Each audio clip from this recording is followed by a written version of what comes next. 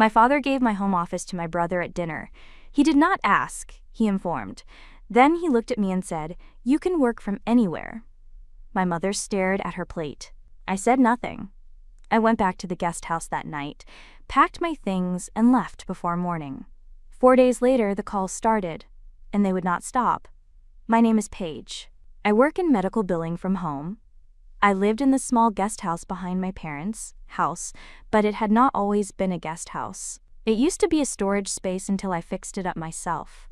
Before I moved out there, I was still living in the main house with my parents. Fixing up that little place out back was the first thing I had ever made fully mine.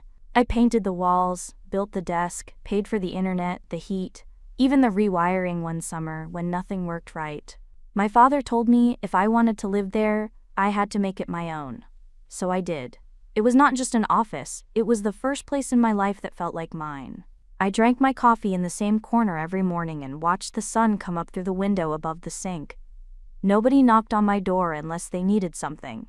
And they needed a lot of things. But at least I knew what the knock meant, and I knew when it was coming, and the hours in between belonged to me. I was the quiet one growing up. That is how my father still describes me when anyone asks. The quiet one. My brother Brennan was the loud one. The bright one. The one whose feelings filled the room because they were allowed to. When Brennan cried, people came running.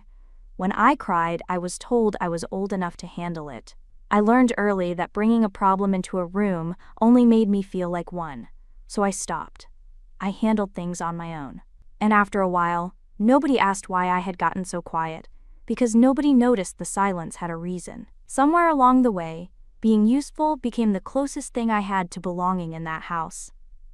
I need to tell you something before I get to the dinner. I need to tell you about the invisible things. The things my family did not know I was doing because I never asked them to notice. The electric bill for the main house was on autopay through my account. I do not remember how that started. I think my father asked me to cover it 1 month when he was between paychecks, and I never turned it off. The internet for the entire property was in my name. The yard became my responsibility because once my mother mentioned her back was hurting and I said I would handle it that week, and that week turned into 4 years. A couple of family streaming subscriptions were on my card. Small repairs around the house were mine. If something broke, I fixed it. If I could not fix it, I called someone and paid them. Nobody ever thanked me. Not because they were ungrateful. Because they did not know. That is the part that is hard to explain. My family was not cruel. They were just comfortable. It had all started one thing at a time, so slowly, that by the time it was everything, nobody remembered how it got there. And you do not thank someone for the things that feel like they happen on their own. Electricity just worked. The internet just worked. The yard just looked okay. My family lived inside a machine, and I was the person making the machine run, and none of them knew the machine had a person inside it. I am not telling you this to sound like a martyr. I am telling you this because I want you to understand what it felt like when my father said I could find something smaller. The dinner was a Sunday. Nothing was unusual about it. My mother had made the chicken thing she always makes when everyone is coming over. My brother was in a good mood because he had just started a new job a few weeks earlier. I had brought a salad because I always bring a salad, and at some point that stopped being a contribution and started being a duty. We ate. We talked about normal things. My father was telling a story about a neighbor I did not know. I was only half listening because I was tired and the week had been long. Then my father said something about Brennan needing a place to stay for a while. I looked up. I thought at first he was talking about a hotel or a short-term rental. Then he said the guest house. He said it calmly, like he had already thought through the logistics. He said Brennan was starting over and needed a soft landing, and the guest house was sitting right there. I did not say anything right away. I looked at my father. I waited for him to say something else, something like, "But we know that is where you live, so we need to talk about it," or "Let us figure out a plan that works for everyone," or even the smallest version of a question. Anything that acknowledged that I existed in the arrangement. He said, "Paige, you are adaptable. You work from anywhere. You do not need all that space. Brennan needs to get back on his feet." My mother was pushing food around her plate. She was not looking at anyone. Her hand was very still around her fork. I watched her for about 5 seconds and I realized she was not going to say anything. She was going to let my father speak for both of them the way she always did. And it hit me in that moment that her silence was not neutral, it was a vote. Every time she did not speak up for me, she was voting for the version of the family where I was the one who moved over. I do not remember finishing my food. I remember the sound of forks. I remember my brother saying thanks to my father, the way you thank someone for a gift you did not ask for but cannot refuse. I remember my stomach feeling strange. Not sick exactly, just full of something that was not food. I think it was the first time I understood that I had spent my whole life earning a spot at a table that was never actually mine. I drove back to the guest house that night. It was not far. I walked in. I turned on the light above the sink. I looked at the small plant on the windowsill, the shelves I had built, the desk I had made from the second-hand table, the corner where I drank my coffee every morning. And I knew I was not going to fight for it, not because I did not love it. I loved it, but because fighting for it meant sitting across from my father and explaining why I mattered, and I was too tired to explain my own existence to someone who had already made up his mind. I started packing that night, quietly, no drama. I filled boxes the way you fill boxes when you are not angry, just finished. Clothes, books, my work files. The plant. The last thing I packed was my coffee cup, the one I drank from every morning. It was the first thing I had bought for the guest house when I moved in 4 years ago. I wrapped it in a dish towel and I put it on top of the box so it would not break. Packing the cup made it real. Up until that moment, I was just moving things. When I wrapped the cup, I was actually leaving. I pulled up my phone and I started canceling things. The electric bill, the internet, the streaming accounts. I transferred what I could transfer, I closed what I could close. I did not write a note, I did not explain. I just stopped being the person holding everything together. I drove into the city before the sun came up. I carried the boxes into the empty apartment one at a time. I did not turn on the lights. I sat on the floor between the boxes. The plant was next to me. The cup was still wrapped in its towel. My phone did not ring. Nobody called to ask where I was. Nobody had noticed yet. And the silence that filled that empty room was the first silence of my life that did not feel like being ignored. It felt like being alone with myself. And I had not realized how different those two things were until right then. The first phone call came 4 days after I left. And then my phone started ringing. And for a while, it did not stop. It was my mother. I stared at her name on the screen for a second before I answered. My hands were a little cold. Not from the weather. From the small jump my heart did when I saw who was calling. I had been waiting for this. Not consciously, but some part of me had been bracing for the moment someone in that house noticed I was gone. I answered. I said hello. She did not ask how I was. She did not ask where I had gone. She did not say she was sorry for the way dinner had ended. She said the Wi-Fi was not working. She said she did not understand why, because it had been working fine yesterday. She said Brennan had been trying to join some kind of meeting for his new job and it had not gone well, and he was upset and pacing around the kitchen. I took a breath. I told her the internet had been in my name and I had moved the account to my new place. I told her I had messaged Brennan about it the day I left. I told him the service would be off by the end of the week. He had read the message and answered with a thumbs up.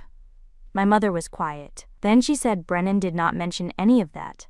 I said I know. I said he probably forgot. Old habits do not die just because you move out. She said she had to go because Brennan was going to try to call his boss back. I sat down on my kitchen floor. Right there, in between two boxes I had not unpacked yet. I had not eaten lunch. My knees just kind of gave out in a small way. I sat there for a while after she hung up. I was not angry. I was not sad exactly. I was something in between that I did not have a name for. That was the first call. That was the one I had been waiting 4 days for. And it was not about me. It was about Brennan forgetting something I had told him in writing. I did not cry then. I sat on the kitchen floor and I looked at the boxes and I waited for something in me to react. Nothing did. I think I had used all my reactions the night I left. After a few minutes, I got up. I made myself tea. I went back to unpacking. Life does not stop for small heartbreaks. It just makes room for them between tasks. The second call came a few days later. It was my father. His voice was different, not soft, just confused. He said he had opened the electric bill and the number was higher than he expected. I said it had always been that much. He was quiet. Then he said, "Since when am I paying this bill?" I said, "You have not been paying it. I have been paying it. For about 4 years. The line went silent. I could hear him trying to make the math work in his head. 4 years of bills he did not know existed. Then he said, "Okay, just okay." And he hung up. I sat with that for a while. My father was not a cruel man. He was a man who did not look closely at things that worked. And for 4 years I had been one of those things that worked. A few days later there was a storm. The kind where the rain comes down sideways. I was in my new apartment. I had tea. I had my work. My father called late that night. His voice had a tightness in it I had never heard before. He said the basement was flooding. The water was coming in fast, and he did not know what to do. He said some of his things were down there. Photo albums, boxes from his own father. Things he had been meaning to move upstairs for years and never had. I listened. I did not rush. I said, "Did you have the drain in the yard cleared this year?" He said, "What drain?" I said, "The one out in the yard. It got blocked every year around this time, and if you did not clear it, the water backed up and came into the basement." He said nobody had told him about a drain. I said I had been getting it cleared every year. I had a guy the first used to call. My father was quiet. I could hear the rain on his end. I could hear him trying to figure out what to say to the daughter, who had been quietly keeping the basement dry for years. He said, "What do I do?" I said, "I do not know." I said, "It is probably too late tonight." I said tomorrow he should get somebody out there to look at it. I gave him the name of the person I used to call. He wrote it down. He thanked me. He hung up. I sat with my phone in my hand for a while after that call. I was not happy. There was no part of me that felt good about my father's things being ruined. But there was a part of me that understood something I had not understood before. The things I had been doing quietly for years were not small. They were the difference between a basement staying dry and a basement flooding. My family had lived for years under the assumption that nothing was keeping that basement dry. It just was. It was because I made it that way. And now it was not. The third call was Brennan. He did not say hi. He said he could not find the breaker box. He said the garbage had not been picked up. He said the hot water took forever. Then he said something that made me pause.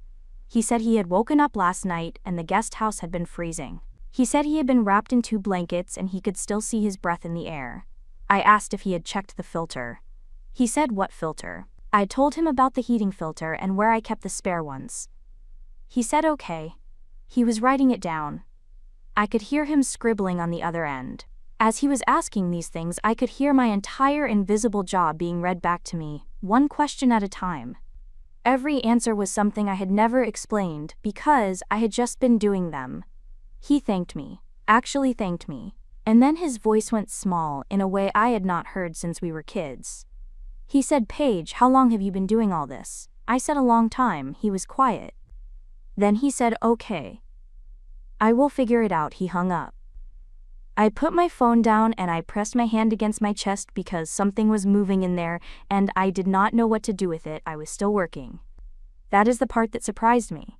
My clients still needed their billing done and my deadlines did not care about my personal drama, so I worked. I set up my desk by the window. I put the plant on the sill. I put the cup on the shelf above the sink. I made my coffee the way I always had, just in a different kitchen with different light. One morning I was in the shower and I started crying.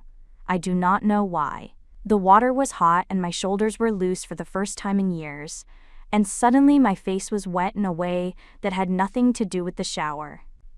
I stood there for maybe 30 seconds, then it stopped. I got out, I made coffee, I worked, It just was what it was. A small release from a place that had been holding pressure for too long. A few days later, someone knocked on my door. I was not expecting anyone. I opened it and there was an older woman I had never seen before. Soft face. Gray hair. She was holding a covered dish. Still warm. She said she lived 2 doors down and had seen me bringing boxes in. She said she thought I might not have had time to cook. She said it was just a chicken and rice thing, and she always made extra. It was an old habit from when her kids were still at home. She held the dish out. I just stood there for a second. A stranger holding food, asking nothing. My own family had not sent a single person to my door except to ask about the Wi-Fi. I thanked her. She said her name was Doris. She said once I was settled we could have tea sometime. No pressure. Then she walked back down the hallway. I stood in the doorway holding a warm dish from a woman I did not know, and I felt something crack open in my chest. Not in a bad way. In the way something cracks when it has been sealed for too long. I took the dish inside. I sat down and I ate it slowly. It was really good. I do not know why that made my eyes sting, but it did. Brennan called me again about a week later. It was late. He did not say anything for a few seconds. Then he said, "Hey." I said, "Hey." He said there is a faucet in the guest house that has been dripping for 3 days. He said he tried to fix it and could not. He said he stood there looking at it tonight, and then he said something I did not expect. He said, "I think this is the first time I have actually thought about you." He said, "I used to think I thought about you. But what I was doing was just expecting you to be there." He said, "I do not even know if this is the right time to say it. I just wanted you to know." I did not answer right away. I was sitting in my small kitchen with just the lamp on. I looked at my cup on the shelf. I thought about my brother standing in that same kitchen looking at a dripping faucet and finally thinking about the person who used to live there.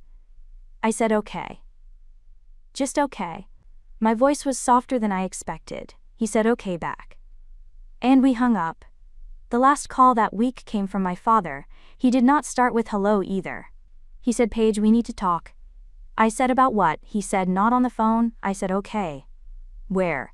And he said something he had never said to me in my entire life. He said, "You pick." We met at my apartment. I did not plan for them to come. I had told my father we could meet somewhere neutral. A coffee shop. A park. He said he would rather come to where I was. I think he wanted to see it. I think he needed to see that I had built something without him. I said okay. I told him to bring my mother if she wanted to come. He said Brennan wanted to come too. They arrived on a Saturday morning. I heard footsteps in the hallway before the knock. 3 sets. I took a breath and opened the door. All 3 of them were standing there. My father in a button-up shirt that looked a little too formal for a Saturday. My mother holding her purse with both hands the way she holds it when she is nervous. Brennan behind both of them, hands in his pockets, looking at the floor like he was not sure what to do with his face. I stepped aside and let them in. Nobody said anything for the first few seconds. They were looking around the apartment the way you look at a room when you are trying to understand something. It was small. It was not fancy. But it was mine. The plant was on the windowsill. My desk was set up by the window, and on the shelf above the sink was the cup. The same cup I had wrapped in a dish towel the night I left. It was sitting there like it had always lived there. My father saw it. I watched his eyes land on it and move on. I think he knew what it was. I am not sure. We sat down. There was not really a place for 3 people in my living room, so my mother took the chair, and my father and Brennan sat on the small couch. I made coffee because I did not know what else to do with my hands. I brought out 3 mugs. Mine was not on the tray. I held it separately. My father cleared his throat. He started to say something. Then he stopped. He looked at his coffee. He said, "Paige, we did not know you were doing all of that." He did not look up when he said it. I said, "I know." He said, "We thought you were just living there." I said, "I know." He said, "We cannot run the house without you." The words came out of him like they cost him something. Like admitting it made his chest smaller. I did not say anything for a moment. I was watching him try to find words for something he had never once had to think about. Finally, I said I know. But that was never my responsibility. I just did it because nobody else was going to. And you did not notice I was carrying it because I never dropped anything. Not dropping is not the same as wanting to carry. He was quiet. He nodded slowly. I do not think he fully understood.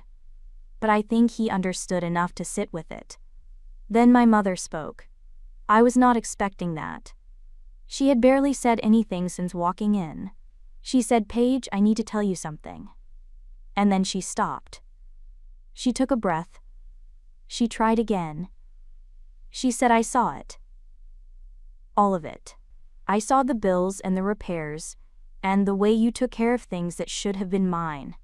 I saw it, and I never said anything because you always seemed to have it under control. I told myself you were capable. I told myself you did not need help. I think I told myself a lot of things to keep from feeling what I was seeing." She stopped again. Her eyes were wet, but she was not crying yet. She said, "I know this is too late, but I wanted you to know that I looked at her, I did not say anything right away. Because the part of me that had been waiting to hear that for 20 years did not know what to do with it now that it was finally in the room." I said thank you. My voice was thin. That was all I could give her. And I think she knew it was more than she had earned, and she took it anyway. I told them the thing I had come to this meeting to say. I said I did not leave to punish anyone. I did not leave because I was angry. I left because I had been spending so much time holding everyone else up that I had forgotten I was a person underneath. I said I was your safety net for a long time. And nobody ever thought about what happens to a safety net when it finally gives out. I said I am not coming back. But I am not closing the door either. The difference is that now I decide whether I walk through it. Nobody argued. My father nodded. My mother wiped her eye. Brennan was still looking at the floor. They got up after a while. My mother hugged me. She held on a little longer than she usually does. It was not the hug of a woman who had fixed anything. It was the hug of a woman who knew she had missed something and was trying to touch the edge of it before she left. Brennan hugged me next. When he pulled back, he said, "There is a faucet at the guest house that is still dripping." I looked at him. We both knew he was not talking about a faucet. I said, "I know." He nodded and walked to the door. My father was the last one to leave. He stopped at the doorway and turned around. His mouth opened and closed once before any sound came out. Then he said, "You always handled everything." I said yes. He said, "I am going to try to do better." He did not say "I am sorry." He did not say the word. I do not think he could get it out of his mouth. But he said he was going to try. And from a man who had never once said he was wrong about anything, trying was the biggest word he had. He walked out. I closed the door. I stood there with my forehead against the wood for a few seconds. My chest was warm, not happy exactly, but softer than it had been in a very long time. Then I walked down the hallway to Doris's door and I knocked. She opened it. She looked at me and she smiled the way people smile when they already know why you are there. I said, "Is the offer for tea still open?" She said, "Of course it is. Come in." I stepped into her apartment. It smelled like something baking. She walked to the kitchen and I followed. She took 2 mugs from her shelf. I said, "Actually, could I use mine?" I went back to my apartment. I picked up the cup from the shelf above the sink. The one I had carried out of the guest house wrapped in a dish towel. The one that had traveled with me from the life I built for them to the life I was building for me. I brought it back to Doris's kitchen. She poured the tea into it without a word. We sat at her small table, and we drank tea, and she told me about her garden and her grandchildren, and the way the light in the building changes in the afternoon. I had not noticed that before. She pointed out the window and showed me the corner where the sun hits the floor around 4 o'clock, and how the whole apartment turns gold for about 15 minutes. She said it was her favorite part of the day. She said you had to be home and paying attention, or you would miss it. She did not ask me where I came from. She did not ask why I had been carrying so many boxes. She just let me sit in her kitchen and be a person instead of a function. And that was the most generous thing anyone had done for me in years. At one point, she reached across the table and put her hand on top of mine. Just for a second. No speech. No question. Just a warm hand on top of mine. It took a stranger 2 doors down to remind me that being seen does not have to come from the people who share your last name. I walked back to my apartment when the tea was done and put the cup back on the shelf above the sink.